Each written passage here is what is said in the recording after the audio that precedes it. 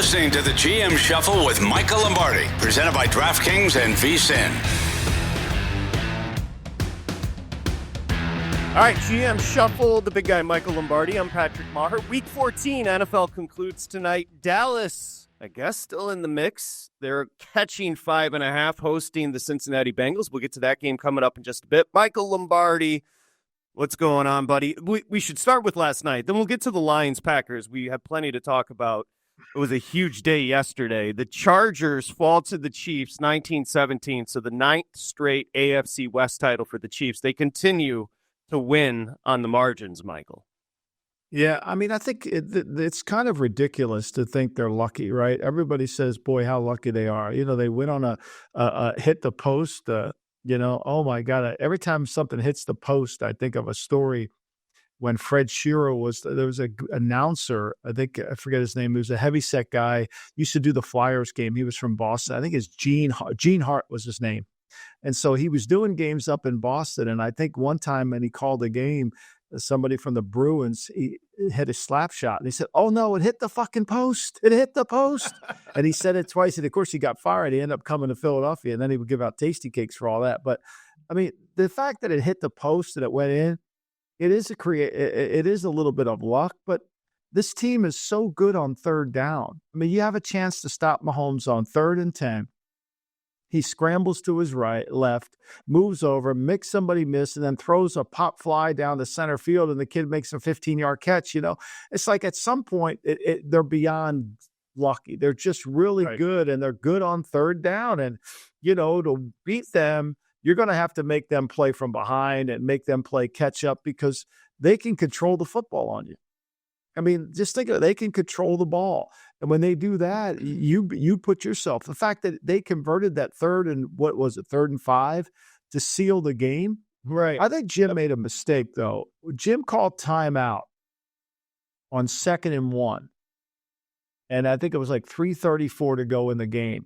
When he called that timeout, I said, no, this is the wrong timeout. Let him get the first down first, then start calling your 3 timeouts, right? Right. But because once they got that first down, then the game was over and they make the field goal, and the kid made it harder than he should have. But I don't think they're lucky. I think they're good. The Chargers, did you take anything necessarily negative? So they're 8-5, obviously in the mix. Did you take anything negative away from the Chargers' performance last night? I still think the Chargers are a couple players. They don't have Ladd McConkey on the field. I'm not sure Gus Edwards. They still miss a running back. I don't think they are. I felt like this has been the problem with the Chargers all year. They're just not good enough offensively. And frankly, are they going to be good enough in the passing game? I think that's going to come down to it. Are they sophisticated enough? It's the fundamental question that always goes on about Greg Roman is, are they good enough in the passing game? When you have Justin Herbert, shouldn't you score more than 17 points? But they're playing a style that lends itself. And when they can't run the football, that becomes a real issue. So I think the one thing we say about the Chargers, they're ahead of schedule. I think they're really far ahead of schedule. They play good. They play smart. They give the team a chance to win. Unfortunately, they just couldn't make the play on defense that they needed to make on third down. I mean, if they punt the ball back to them, maybe they win that game. Let's go from one West to another, different conference, because the West right now in the NFC. So we could talk about what happened with Chicago in the first half. I looked at my phone. I think Chicago had -4 yards in the first half. Whatever it was. It's San Francisco 6-7. Arizona, they lose at home to Seattle. Seattle all of a sudden, Michael, on a heater. And the Rams turns into a conversation also about the Bills and that defense. But the Rams all of a sudden now 7-6 in the mix. And they played their best football of the year. Look, I think the Rams, somebody called me Sunday morning and was doing a teaser and said, should I take the Rams and tease the number up? And I'm like, look, I think this will be a hard game for Buffalo because the Rams are really good at gaining 3 yards at a clip on running game. I mean, they're really good at that. And when you break down this game, right? And so you look at it, right? So here we are. I got the Raider game here. I want to go to it right here. So Buffalo, all right, they have 42 carries, Patrick, in the game. Yep. Buffalo had the ball for 21 minutes and 30 seconds. They controlled this game, the Rams. The Buffalo scored 42 points in 21-30. Think about how hard that must be. But this is the way you have to play Buffalo. See, what I think people misconstrue about Buffalo is Buffalo's offense allows their defense to look better. They're a complementary defense. They have to play nickel. They're small as hell. If they get in a fight, they're going to have a hard time. But they often don't get in fights. They're like the kid that doesn't go near the bully that's come home from school. They go around the bully, right? And so that because they get this lead on teams, they don't really ever show up that they can't play a toe-to-toe game with anybody. And I think that was what we saw. I think if you're Detroit and you're watching this game and you see the Rams run the ball, they ran it 42 times for 137 yards. See, this takes a unique coach to do this, right? Because the longest run of the day was 12 yards. How many coaches do you know and you watch that just give up on the run game when they're not getting explosive? They just give up, right? But McVay knew playing the Bills is like playing $5 blackjack. You got to just take it, take your profits, move forward, take it. They're 11 for 15 on third down. They were good. I thought Stafford was sensational, only had 7 incomplete passes. Think about it. They had 42 rushes and 23 completions, right? So that's 65 rushes and completions in the game.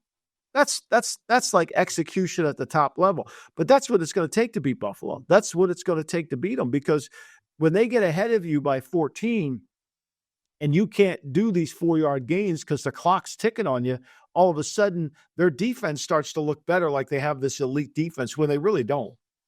Well, I mean, a couple things. One, the Bills, had 6 touchdowns, Michael, and no turnovers and lost the football game. I mean, that is, and you mentioned it. Williams had 29 rushes. They're starting to mix in Corum. Nacua, 5 rushes on top of what he did receiving. I mean, he's a Hall of Famer. This Nacua guy is unbelievable. He's unbelievable. But he really is. But the consistency, you mentioned it, and as you were watching the game, McVay sticking with the run, that's what won the game. It's 44-42, and Allen's playing out of his mind. It's a great job by the Rams and McVay. I thought Brady was dead on right, though. When they got the ball, I thought Sean did an incredible job of holding his timeouts. It was really good patience. But then he made a fatal mistake and he blew it. When he called that timeout after the quarterback sneak, he killed himself. He took away now he made it, what you don't want to do. If you ever watch a game with me and it's close in the fourth quarter, the object in the fourth quarter is, how do we make this an onside kick game? How do we get this to become an onside kick game? And when he called timeout, he had to know he made it an onside kick game because he wasn't going to get the ball back. See, if he throws a pass there, right, and it's not complete, or he just does anything, right, burns 7 seconds, now he can kick the ball deep. And he's got 3 timeouts, because why does he have to kick it deep? Because we only need a field goal to win the game. If I kick an onside kick, and they get it, even if I had 3 timeouts, they're going to make me drive the length of the field to kick it. So I thought Brady was right. I think Sean blew it at that opportunity. He should have held that timeout. Once he called the run, and I don't know who called the quarterback sneak, but once they called that won the game. That was the worst call. That call cost them the game. Now, they would have had to stop them, and we saw the Rams execute really well in that area, but it put the game out of reach, really, it did. The Seahawks, 30-18 in Arizona. Arizona closed 3. Seahawks converted 2 early Kyler Murray interceptions into touchdowns. So that was kind of the story. I didn't think the Cardinals were good in the second half with adjustments, and there you have it, 30-18. The Seahawks on a heater right now. I think sometimes we get caught up on adjustments. I think the Cardinals have no adjustments to make because they don't have enough talent. I think what we're seeing is a lack of talent. Now, I think the fundamental question is, can Murray be the guy, right? He throws 2 interceptions. He makes enough plays. But once again, when you limit him to 3 carries for 16 yards and he doesn't make those beep plays, are they really dynamic? Are they really? And let's give credit here to Seattle. I think Mike McDonald's done a great job off the bye week, right? They get rid of both starting linebackers. They bring Ernest Jones in. They get rid of Dotson, and they bring the rookie in. And all of a sudden, this defense has played a lot better than it did earlier in the year. And their offense, look, Charbonneau, I never thought he was going to be this good. I really didn't. I thought when Kenneth Walker was out, but he ran the ball effectively against Arizona. and they made the plays, and Geno's protected the football. This is a good team. It's not an elite team, but they've improved defensively. I think they finally got adjusted to it. See, this is one of the teams that made a coaching change and got better. Okay? To me, that's the theme of today's podcast is who made coaching changes and who didn't get better. And the Seattle team made a coaching change from Pete. I think Pete ran his course, but they now have improved defensively, something that we weren't sure they could do. And their offense, now that the offensive line's starting to play a little bit better, is certainly helping them. And look, I think Arizona's a little bit like the Chargers, not to the level. They're probably another draft class away from being a good team and then figuring out how good is the quarterback, right? To me, the quarterback's a 9-8, 10-7 quarterback. Do I think this quarterback's going to win a championship? No. But they paid him like he's going to. Yeah, we'll stick with that theme. I like that as we progress. Who made changes? Also, who's going to make changes? Charbonnet ran for 134. I mean, they controlled 3.5 quarters here because after a slow start, it was, and you mentioned the beat plays from Murray. There was one time where he took off, and it's otherworldly how quick he is, but just the consistency from Kyler Murray isn't there. Yeah. And then when when you force him to play quarterback from the pocket, see, I think we get too caught up with, we get so caught up with winning the game as opposed to, is this a championship level type of team?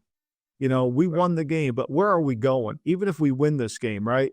And I think to me, that's the problem. We have to have a standard. Are we going to be able to beat this team moving forward? I'm not sure Murray can beat good teams, especially good coordinators. When you watch the Hard Knocks in season and you listen to the Pittsburgh defensive line coach talking about how this game's all about the rush, when they were talking about Joe Burrow, most NFL games are about the rush. Nobody talks about it, but it's all about how do we coordinate this pass rush to make this quarterback become more ineffective than we need him to be, and we need him to be. And if you don't spend time doing that, and that's where Murray hasn't been able to adjust to that, that's what worries you. When you go against the good coordinators, he's not as good as when you go against guys that like the Bears yesterday. The Bears had more guys run past the quarterback than I've ever seen in my life. Like they just, okay, you run up the field. Like that's actually a coaching point. Just run up the field. Great. We're on the swim team, okay? Jeez, Michael Lombardi. It's Week 14 NFL. We're back. GM Shuffle.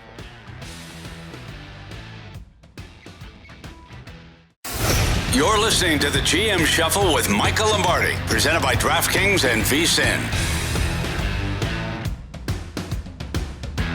Welcome back to the GM Shuffle, presented by Smirnoff. We do game days. Please drink responsibly. The Smirnoff Company, New York, New York. Michael Lombardi, I'm Patrick Maher. Tonight, Dallas, see if they can keep it going. Host in Cincinnati. We'll get to Monday night and Week 14 concluding. We have to back up to Thursday at this point now, with the Lions hosting the Packers in the fourth down call from Dan Campbell. But before we do, we were talking about the NFC West. So a sweep of the season series for the Seahawks over the Cards, Michael. They're 8-5. They sit atop the West. The Rams now 7-6, Arizona 6-7, and San Francisco 6-7. Who gets in? I think the Rams are playing really good. I mean, Seattle has Green Bay and Minnesota on deck. I think the one thing about the NFC West, they're like the ACC. They should only get one team in, right? The ACC got two teams in. I don't mean any disrespect to SMU. We'll talk about this later. But to me, there's not 3 or 4 quality teams. San Francisco is a wounded duck right now. And they destroyed the Chicago Bears. I mean, just destroyed them from the start to finish. So, but they're not 100% healthy. And they get in there. Could they beat somebody, depending on who the matchup was? I think the way Seattle's playing, but I think they face two tough games, but they have them at home. And I think that gives them an advantage a little bit there. I lean towards Seattle. I love Seattle's over total all off season. I thought what's happened recently since the bye week with Seattle is what I thought would happen at the beginning of the year. I thought McDonald would get this defense to play better. I thought he would fix the defense to a level to where Seattle's skill players could really shine and they could take the game over. Now, the offensive line has been a problem all year. They've kind of gotten that fixed a little bit. So I think at the end of the day, my sense of it is, I mean, they've kind of tried to fix the tackle position. Finally, Lucas is healthy, who they drafted, and then they've had Cross, who they drafted. So it's coming around. and they're playing better. So I'm going to lean Seattle, but the schedule doesn't favor them. It favors the Rams, I think. And I actually think the winner of the Thursday night game probably gets in the driver's seat for the division. Yeah, so this is Seattle to close over the next 4. They get Green Bay and Minnesota at home the next 2. They go to Chicago, and then they close out Sunday, January 5th at the Rams. So that division could come down to that game at the Rams to close out the year for Seattle. Okay, let's do this. Let's talk about what happened on Thursday. I think it was the greatest Thursday football matchup we've had as far as Thursday night football. I'm biased because it was the Lions, but the Lions end up beating, of course, the Green Bay Packers 34-31, pushed on the 3. Campbell with the 4th down gamble, which was really the conversation coming out of the game, Michael. You want to start there with him going for it? What did you think? As a Lion fan, what did you think? I mean, here's the thing. If you criticize Dan Campbell at this point, you're just persona non grata. Do you know what I mean? Right. Like you go into witness protection. So I can't say anything because everything he does has been coming up roses, but I thought it was odd. I'll put it that way. I thought it was odd. You know, I think it was. I thought the odder call was him going for it in the third quarter when he was in Green Bay when he was there, and and gave Green Bay great field position. When he was in his own territory and Green Bay ended up scoring on that next drive, I thought that was the odd call. Here's where, and I am a true believer in taking points, that, but I think part of what I really want to be able to bring to people is the recognition of the game, right? Like, to me, the Rams game and Buffalo, if the Rams don't get first downs, McVay knows that game's over. Right. So when he went for it on 4th and 5, like, instead of trying to kick the field goal, 6 meant nothing. Mm-hmm. Right. And so because Josh Allen, you weren't stopping Josh Allen. And I think Campbell realized that his defense was so badly conditioned in terms of the health of their defense, the ability to rush the passer. I'm not talking about physical conditioning. I'm talking about just the flow of the game, that I felt like he knew he needed to win the game with his offense, and that's what he did. Now, here's where I get in a problem with Campbell, is not all games are the same, right? Not all games are the same. So I don't want to take that lot. Like, I think, to me, in the one game, he kept Detroit in the game. Even Matt LaFleur said he kept us in the game with that call. And I know he's getting praised for the 4th down call late, but to me, that was a cavalier decision. Punt the ball. Punt it, right? Don't let Jordan Love drive the ball down the field. When I was at the Oregon-Penn State game, and as aggressive as Oregon is with Dan Lanning and their offense with Dylan Gabriel is outstanding, I thought they made some really good decisions on when to punt and not give Penn State, because that was a game when you're watching, you knew that Oregon was in the lead, but Oregon was never in control of the game. Because Penn State kept coming back, right? No matter what the lead was, Penn State kept. And this was the same thing, I think, with Detroit-Green Bay.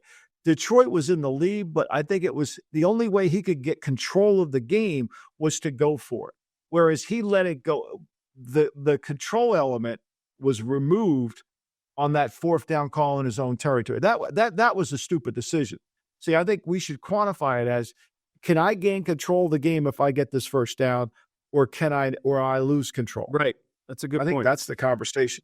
Yeah, because he hadn't been consistent.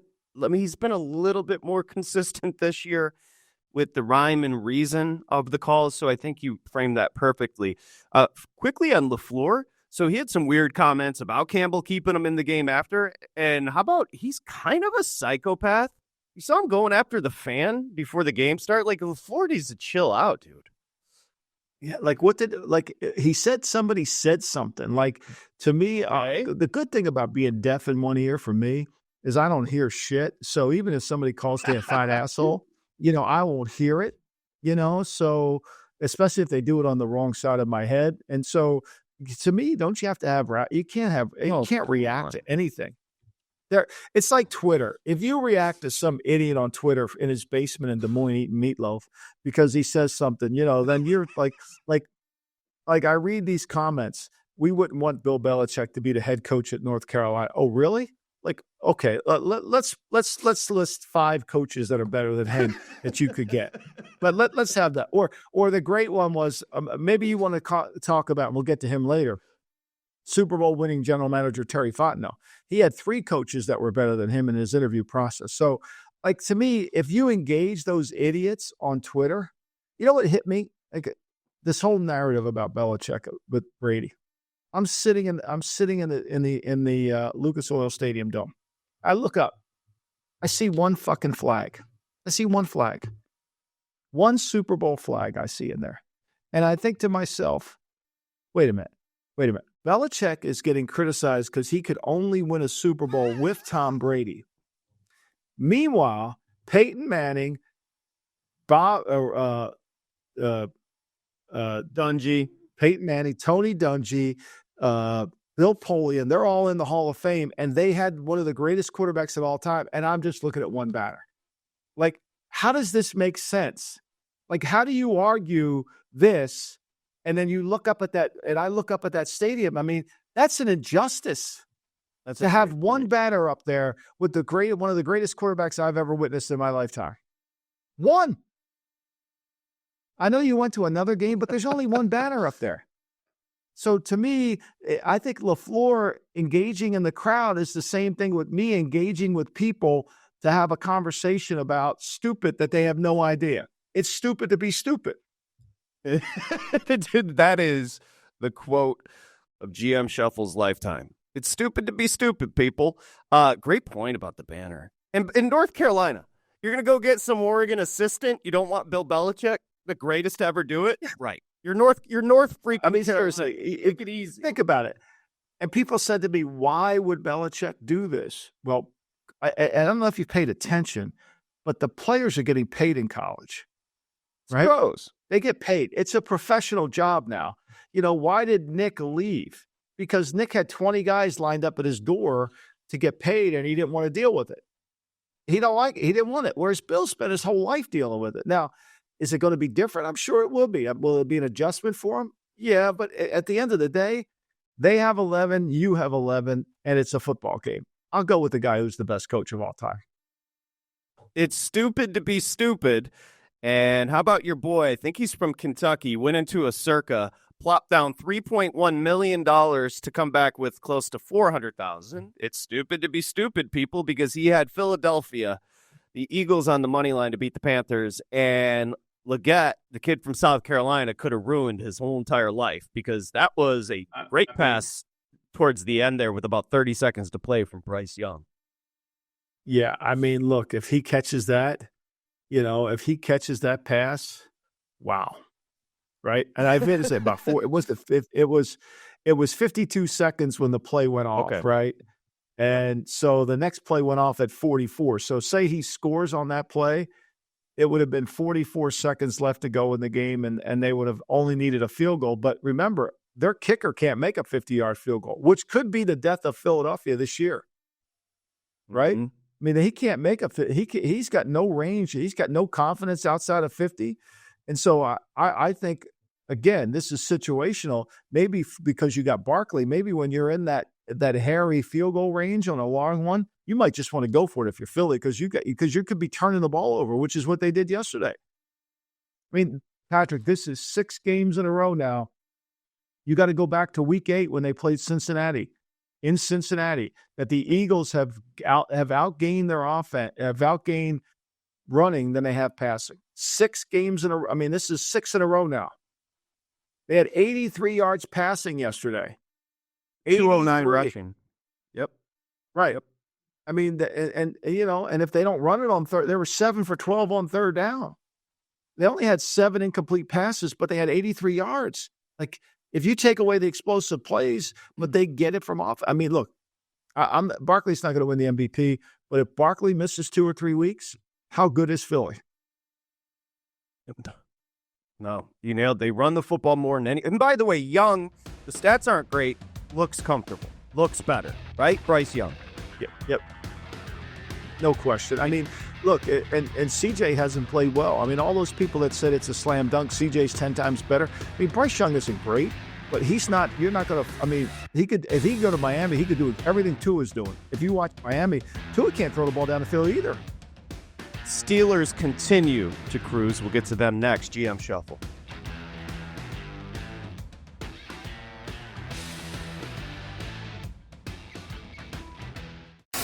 You're listening to the GM Shuffle with Michael Lombardi, presented by DraftKings and VSiN.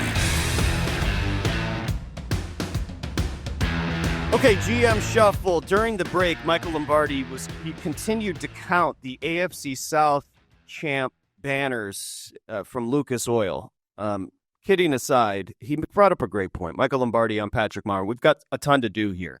We were talking about Michael went to the Big Ten championship game at Lucas Oil. He looks up, he sees the one championship with Peyton Manning. But Brady and, of course, Belichick get crushed. What was it? 6. And then Elliott, who's a Colts fan, Michael said, you know what the problem for the Colts? They always had a bend-don't-break offense throughout the Peyton Manning run. And then you said, yeah, like the Bills this year. So there's some corollaries here. No question. So Buffalo plays a nickel defense. They're small. They're undersized. It's just what they are. They have one guy over 330 pounds. I mean, they're not a big team. So they're really a dome defense, which is the problem with Indianapolis.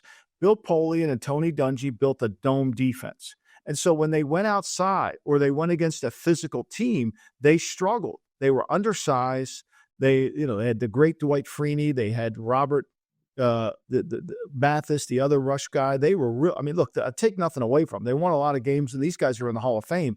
But from a team-building standpoint, when you're a dome team and you build your team to the dome to play in perfect conditions, and you have to go outside in December and in January, you get in trouble. Whereas Buffalo's playing in Western New York with a nickel defense. All right. And so, they're going to have to go into Kansas City and stop the run. And they're going to have to go. Now, they don't care about the run. They could say we could care less about the run. Well, that's great, right? We could care less. But the problem is what the Rams did to them is the formula. The Miami Dolphins were doing the same thing to them. 5-yard games, 3-yard games, all that, right? They were doing the same thing. The problem was they got behind in the game and they couldn't do it. San Francisco was doing the same thing too, and they couldn't do it. So I think, to me, that's the issue, right? And I think, to me, if Buffalo doesn't win it, if they let this window for Josh Allen get away from them, it's going to come back to the same thing that hurt the Colts, is they're basically just in a situation where their defense can't play any style, and there's no physicality to it. The Allen Manning corollary here on the GM Shuffle. Also, one of the questions you asked at the beginning of today's program, Seattle, did they get better with the head coaching change? Yes. They won 4 straight, may win their division with McDaniel. How about Atlanta? So there's an interesting corollary with Atlanta and what's happening in Pittsburgh. Arthur Smith's calling a great offense. Atlanta just got blown out 42-21, and Cousins is going the wrong way. Did Atlanta get better with a new head coach in a terrible division?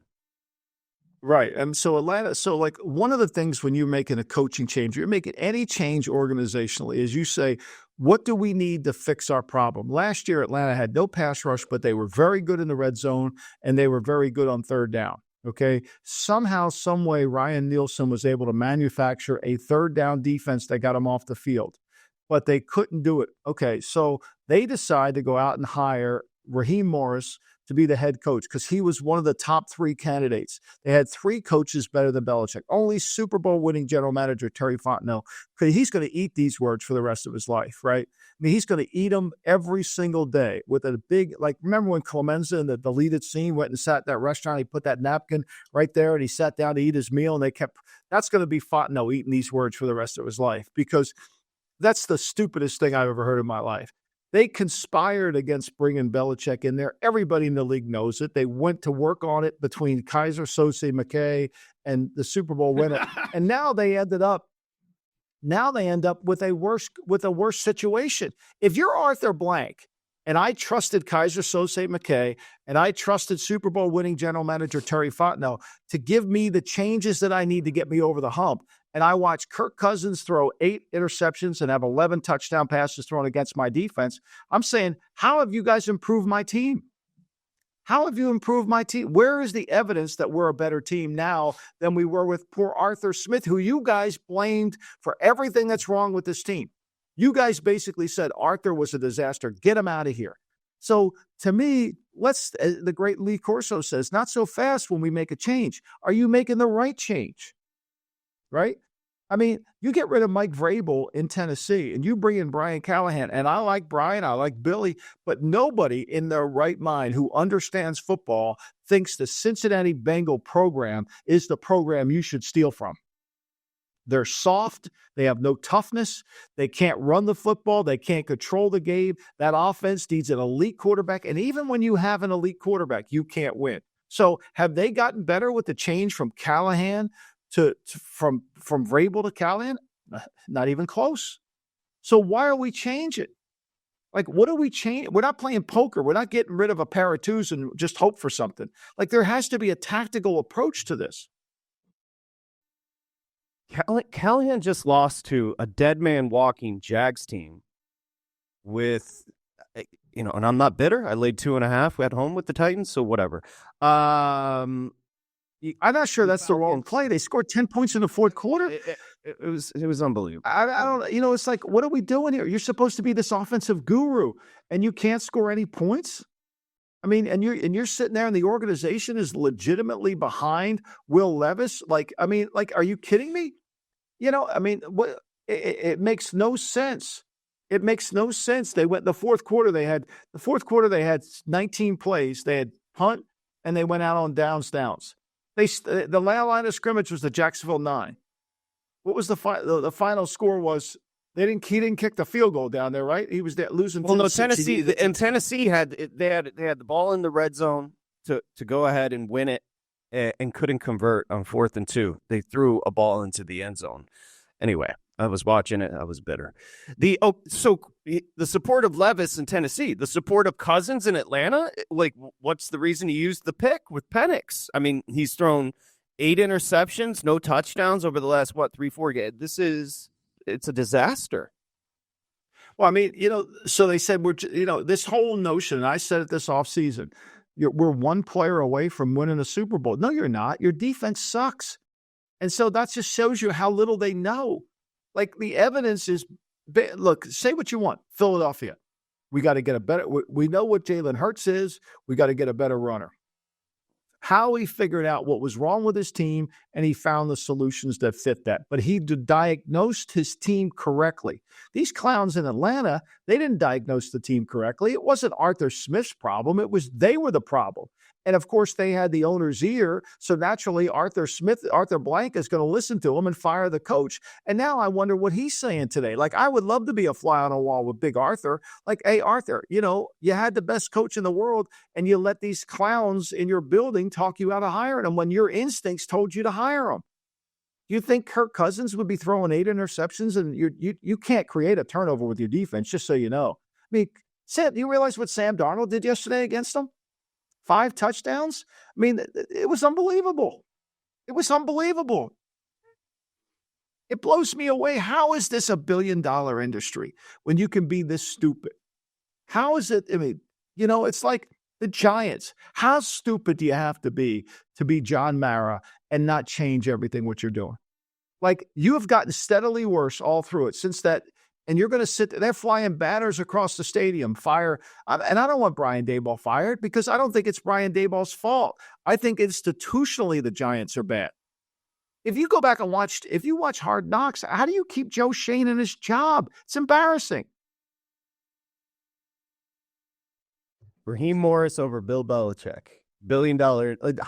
No. In fairness, Patrick, Belichick wasn't even in the top 3. Let's be clear on that. He wasn't in the top 3. How about that? You think anybody's going to rub that in? See, of course, but that quote was masked around. It was an anonymous source, but it had to come from Super Bowl winning GM. Who else could have? Or else it came from Kaiser Soze and McKay. Meanwhile, those guys are fine. See, the problem with most of these organizations, winning doesn't matter. All that matters is who can we blame. Doesn't really, winning doesn't. We say it, that's where John Mara is hiding behind his desk, because he really doesn't want to blame Shane and Daboll. So he's going to say, I'm going to bring him back. Meanwhile, he's got fans in the stadium wearing bags over their heads. When the bags come out, the coach is going to go. I mean, those two things go hand in hand. When the old-fashioned, paper shopping bags come out and they're put over the head, the coach is going next. I mean, that's a telltale sign the coach is dead. And he's going to sit there and say, I'm not making any changes? I mean, your franchise is a disaster. It's not a disaster because you picked the wrong coaches. Organizationally, you're a disaster. Like John Mara should hire somebody from some company in New York to come in and consult. But they don't want to hear the truth. And the ironic part, if you go to Pittsburgh, it's split 50-50. 50 want to keep Tomlin, 50 want Tomlin to go. Now Tomlin's going to win another division, and the Steelers cruise past the Browns 27-14 with your buddy Arthur Smith calling plays. And let's go through their soft season, right? They understood they needed a quarterback. They wanted Kenny Pickett to compete, but he didn't want to do that, so he left. They brought in a quarterback. They hired a really good offensive coach. They got their offensive line to play better, and Mike's coached the team in a three-dimensional manner. All those idiots in Pittsburgh that think you can get a better coach than Mike Tomlin, you have no idea what you're talking about. Zero idea. No. Zero. Now, you can say you can improve the talent on the team, no question. Could you improve some of the game decision? Of course, everybody needs all that. This guy is the reason, as he would say, he's highly compensated because he's very good at what he does. Would Tennessee like to go back to Vrabel with Arthur Smith calling plays?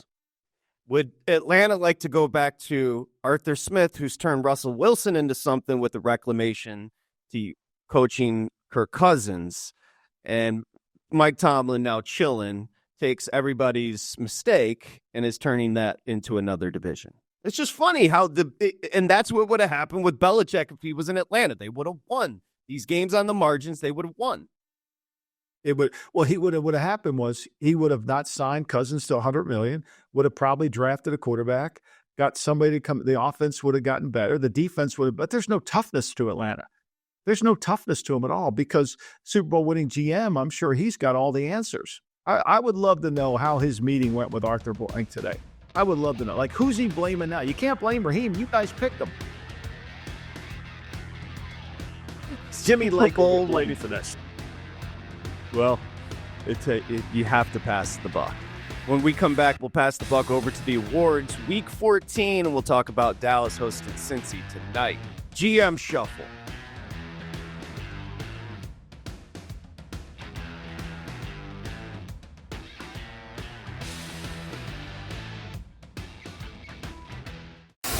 You're listening to the GM Shuffle with Michael Lombardi, presented by DraftKings and VSiN. Okay, GM Shuffle. Michael Lombardi, I'm Patrick Maher. We'll get to our DraftKings crowning moment and Week 14 awards coming up here in just a bit. Kind of a theme today. Did your team improve with your head coaching hire? Antonio Pierce, of course, in for the Raiders. Did the Raiders get better? I wouldn't think so, as Tampa Bay takes command of their division with a win over the Raiders. Just trying to find the final score here, Michael. The Bucs beat the Raiders 28-13. Did they get better with Antonio Pierce? Well, it wasn't a game worth your attention to watch. I can promise you that. It was ugly. They lost Aiden O'Connell to a knee injury. He's out for the year. They're down two quarterbacks now. Did they get better? Didn't they pick like 11th or 12th last year in the draft? This year they're up for the first pick overall. I think that answers your question. I mean, look, you make a change, now it was Antonio's staff. He brings them all in. It's really bad. And they continue to give Todd Bowles credit. He continues to everybody thinks he's not going to keep his job. A lot of people think he may retire at the end of the year, but his team's resilient. They fight through it. I mean, I'm not saying they're the best team, but they're sure as hell tougher than Atlanta. I know Atlanta beat them twice. The first game Atlanta won was kind of a lucky game to win, but look, I think to me, this is what Tampa does. They finish the season strong, and their toughness shows up. And by the way, they went to Detroit in the playoffs last year and played a hell of a game. Baker was a great hell of a game. Yeah. So Todd Bowles had them prepared.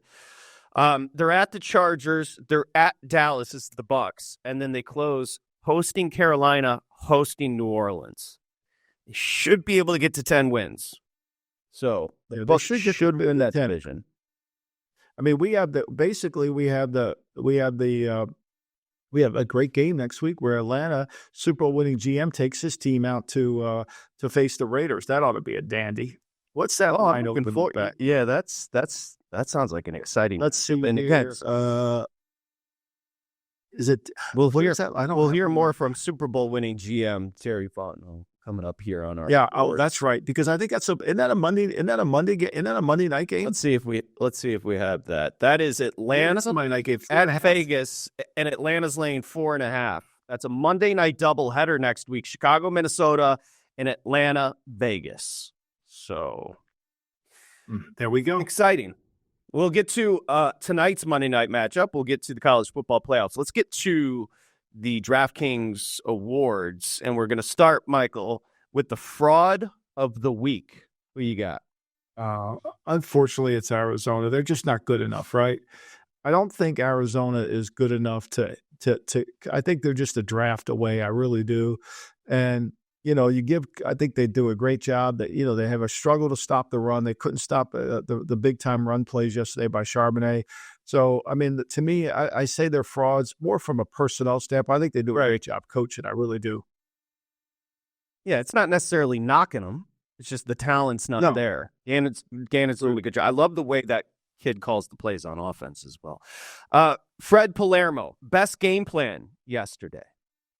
I thought it was the Panthers. I mean, look, I think they did a great job. They didn't try to, choose something they can't do. Thielen made some incredible plays. I think they attacked Philly really well. They were able to run the ball on Philly. The one thing I think you got to give the Panthers, say, look, at least they put their money in the offensive line. It makes your team look half decent, right? And so, I'm still not sold that the Panthers are very good, but they play hard, and you got to give them credit on that. And they re-upped Chuba Hubbard, who is running the football well. Bryce Young, it looks like they say they're not going to draft a quarterback, so maybe you have something. The Panthers showing something under their first-year head coach, which has been a theme. Did you get better? On the Lamb, we've heard from this duo so far. Who's on the Lamb this week? Well, I send the whole – you could put Chris Olsen, and I don't have a nickname for Chris Olsen, but Chris, I don't want any incentives in the contract Olsen or off-season bonuses Chris Olsen. Super Bowl winning GM Fontenot's got to go. Kaiser Sose McKay, he hides behind the scene better than anybody. I mean, their fingerprints are all over this, although you can't find DNA. Have you watched the John Benet Ramsey thing on Netflix? No. Is it good? Oh, it's fascinating. I was really – Jack Mills, a dear friend of mine, who was an agent, he lived in Boulder, and his wife was deeply into it. It's fascinating to watch how the media was getting misinformation about this murder and all that. It's a wonderful thing on Netflix. But the DNA they just didn't have that. I don't think they had it right in terms of the collection of it. But the DNA on the Atlanta Falcons comes right out to these two guys who need to go on the Lamb, along with Chris Olsen. Super Bowl winning GM Fontenot and McKay. I mean, they got it. Kaiser Sose. I mean, McKay's the greatest. He can hide behind everybody. He's never, ever – now, going into the season, his career in Atlanta, he was 2 games over 500, and now he's 1 game over 500. As the executive president, the chairman of the competition committee, the chairman of the petroleum – everything that he is, executor to Arthur Blank's estate, that's what you get. Jean Benet McKay? Anyone? John Benet McKay. Yeah, there you go. DNA. No, his DNA isn't on him. He can scrub that DNA better than anybody. Hey, you got to pay the mortgage. And McKay knew, I can't pay, honey, if they hire Belichick, we're going to have to move again. So I got to go in there, and I got to hoodwink this owner. I got to hoodwink him. We'll let him have his fun. We'll let him pretend he can hire Belichick, and then when Belichick comes in the building, we'll destroy him. We got this, and he had the troops all mounted. It was really like Vito Corleone at the fruit stand. They just came at him from every direction. Can't win. Okay, so if you don't know, now you know, has been a theme today on the GM Shuffle. What's that? Well, I think to me, if you're going to make a coaching change, right? See, if John Mara makes a coaching change in Philadelphia, in New York, he's got to make the right change. So it isn't firing Daboll and firing Shane. It's about, how do I fix this organization? And if I don't fix that, no matter who I hire, I'm not going to improve, right? So change for change's sake is what the fans want. Strategic change is what helps organizations. And the only way you can make a strategic change that helps you is to identify what the problems are. And so for all these teams that want to fire their coach, who can we get that can solve the problems that we've identified that we need to get? It's not we need a quarterback. We're not one player away. It's more than that. So I think just change for change's sake. You're the Chicago Bears. You're going to get Ben Johnson in there. You want to hire him. Are you going to be able to handle what the problems are internally in their building? I don't know. Until you fix those, you're going to have some issues. Yep. No, well put. Okay, now let's do this quickly, and we'll talk a little bit college football before we get out of here. Let's talk about tonight, Michael. And tonight you've got, I guess, Dallas still in the mix. The Bengals 5.5 at the Cowboys on Monday Night Football.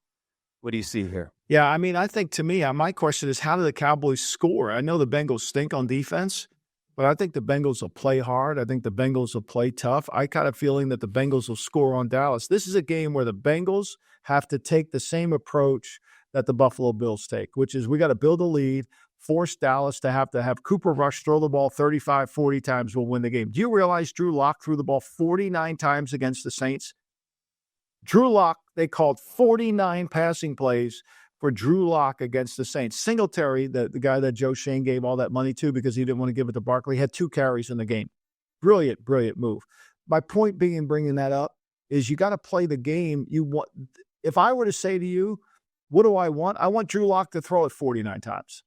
Of course. Tonight, I want Cooper Rush to throw it 49 times because he can't beat me if he throws it 49. There's no way he's beating me if he throws it 49 times, right? Meanwhile, the Giants just automatically, here you go. You want to throw it? Here, we'll throw it 49 times. We'll help you out, New Orleans. To me, that's bad planning, and I think that's how this game's got to go. And we'll wrap up the Week 14 awards with the DraftKings crowning moment, and I believe the crowning moment this week is in L.A. Yeah, I think the Rams did a great job. I mean, just great Sean McVay, right?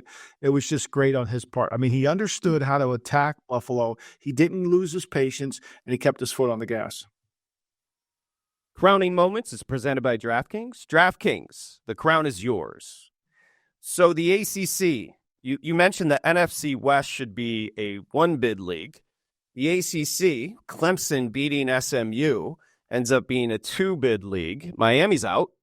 Alabama's out. College football playoff, 12 teams. What'd you think? I just think, to me, first of all, we got to stop this idea that we're going to take college basketball and turn it into college football to become it. Like, they should have reseeded the whole thing. Oregon to have to play the winner of Ohio State, Tennessee, and you're the number 1 seed, and then if they get to the final, they got to play Texas. Like, here's the thing I disagree with completely is just because Arizona State's the Big 12 champion, they shouldn't get a bye. They shouldn't get a bye. Everybody should be power ranked once they get in it. Now, should Arizona State get in because they win the Big 12? Absolutely. But they don't give Princeton the number 1 seed in the East because they're the Ivy League champion, right? I mean, they power rank those teams. You're either 8, 9. Sometimes the winner's 16th in the bracket because they got in because they have an invitational bid. So to me, and then when I heard Ward Manuel come out and say, well, the reason we put SMU in is because we watched the second half and they were feisty. Like, oh, wait, now you guys are going to start evaluating players? Like, seriously, there's all these guys in the room that know nothing about football. Like, you got all these ADs, they know nothing about football. They couldn't tell they only can look at the score to tell who's good. That's all they do. Anytime you're relying on a scoreboard watcher, they don't know anything about football. I mean, it's a joke. I think, to me, look, 12 teams, there's always going to be a conversation. ACC, put SMU in. I don't think they belong because the power ranking of these other schools, who cares that you have 3 losses? Who's the best teams? Get a handicapper in the room, and I don't want SMU in there if they're going to be a 14-point dog in the first round. All we're doing is saying we're just collecting money.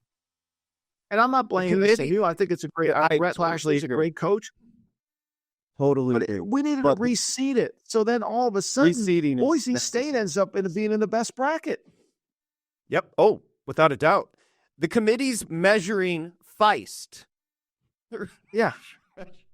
It came out. It was an effort in the second. Are you kidding me? Who cares? What do we care? You have to reseed. Bama would be double-digit favorite over SMU. So the feisty, you nailed it. Miami would be a big-time favorite over SMU. So, by merit, whatever. Look, like you said, brings up great conversation. The 12 teams is going to be fun, but you have to reseed. Michael, anything on the way out here? No, I'm just looking forward to in the final 4 weeks of the season. Let's enjoy it, slow it down. Really, I had a great time at Oregon watching them win. I really did. And we'll see you on Thursday right here, GM Shuffle.